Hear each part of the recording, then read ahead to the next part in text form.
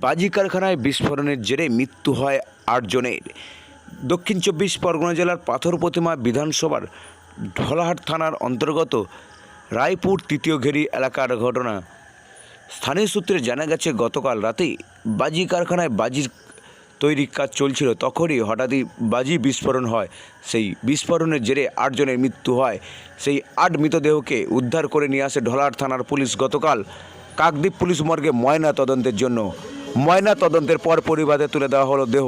তবে এলাকার মানুষ ও বিরোধীদের একটাই প্রশ্ন, কিভাবে প্রশাসন এই বাজি কারখানার পারমিশন দিতে পারে? এই ঘিঞ্জি এলাকার মধ্যে জনবসতির মধ্যে কিভাবে পারমিশন দিল তা নিয়ে কিন্তু বিরোধীরা ইতিমধ্যে প্রশ্ন তুলেছে।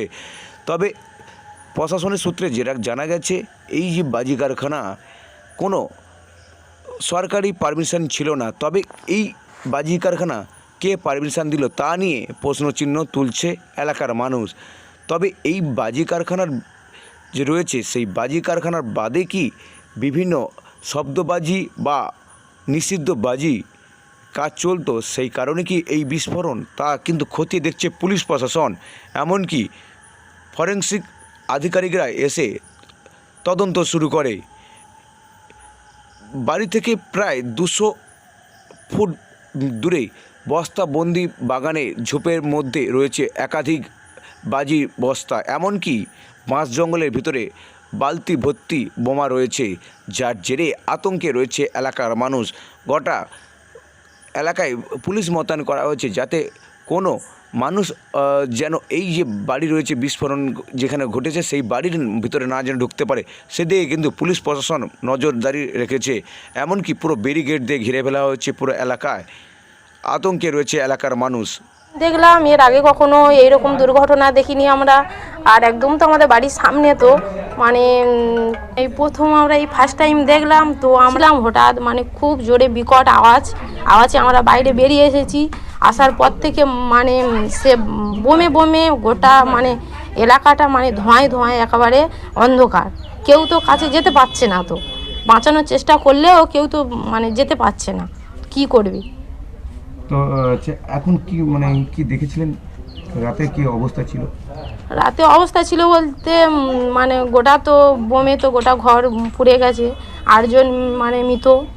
সেই ঘটনা এখনো কি হচ্ছে কানের কাছে বাজছে, চোখের সামনে যেই সব দৃশ্যগুলো দেখেছি, যেন মানে ভগবানের কাছে বলি যেন না এই সব দৃশ্য আর কখনো দেখি আমরা, এই সব ভাসছে। তো রাতে তো আপনার বাড়ি ছিলেন? হ্যাঁ, বাড়ি ছিলাম।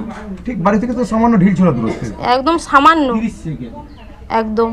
তো এই যে লোকালয়ের মধ্যে কিভাবে বাজি বিস্ফোরণে যে কারখানা গড়ে উঠলো, কাউকে জানান না? কাউকে মানে গোপনে গোপনে করছিল। তারপরে 2-4 বছর হবে সামনে এসেছে। আবার ঢোলা থানার পুলিশরা সব জানতো লাইসেন্স কাটা হয়ে গেছে, তো পুলিশরা জানতো লাইসেন্স কাটা হয়ে গেছে, আর পাবলিকরা বা আর কী করবে? কিছু কি করার আছে? তো কতটা আতঙ্কে রয়েছেন এই মুহূর্তে? প্রচণ্ড আতঙ্কায় আছি, ভয়ে ভয়ে আছি। মনে হয় কি আমি কাল যখন 8:20-তে টিউশন ছুটি দিই, 8:32-এ ফার্স্ট ব্লাস্ট হয়েছে। হওয়ার পর প্রথম প্রতিপক্ষ সাক্ষী হিসাবে আমি ওখানে গেলি। মানে যেহেতু হয়তো ফ্যামিলির সঙ্গে আমার পার্সোনাল কিছু সমস্যা ছিল, কারণ আমাদের ফ্যামিলির সঙ্গে ওদের ফ্যামিলির একটু পার্সোনাল সমস্যা থাকার পরেও ওর মানে চন্দ্রকান্ত তার মেয়ে মানে আমার ভাইজি পশ্মিতাকে আমি প্রচণ্ড ভালোবাসতাম। মানে সবসময় কোলে করে নেওয়া থেকে শুরু করে আমার বাড়িতে আসা যাওয়া ও সব কিছু করতো। বাচ্চাটার বয়স 6.5 মাস। মানে আমি যখন উঠানে গেলাম তখন সান্ত্বনা বনি মানে চন্দ্রকান্ত স্ত্রী, গোডাউনের যে মালিক, তার স্ত্রী এবং তার যে মেয়ে ছিল, দুজনকে সতর্কে পুড়তে দেখেছি। এর থেকে আর কিছু বলতে পারছি না, এখন প্রচণ্ড শখে আছে। আপনাদের তো আত্মীয় হয়? হ্যাঁ, আমার জেঠুর ছেলে। তাহলে আপনারা কোনো বারণ করেননি? আমরা বারংবার বারণ করেছি, তাই নিয়ে আমাদের ফ্যামিলির সমস্যা ছিল। এখন এবারে হয়তো আমরা অন্য কিছু বললে হয়তো আমাদের উপর প্রেশার আসবে। কি নাম আপনার? আমার নাম অরিন্দম বণিক, বাড়ি পাথর প্রতিমা, দক্ষিণ। আমার জেঠুর ছেলে।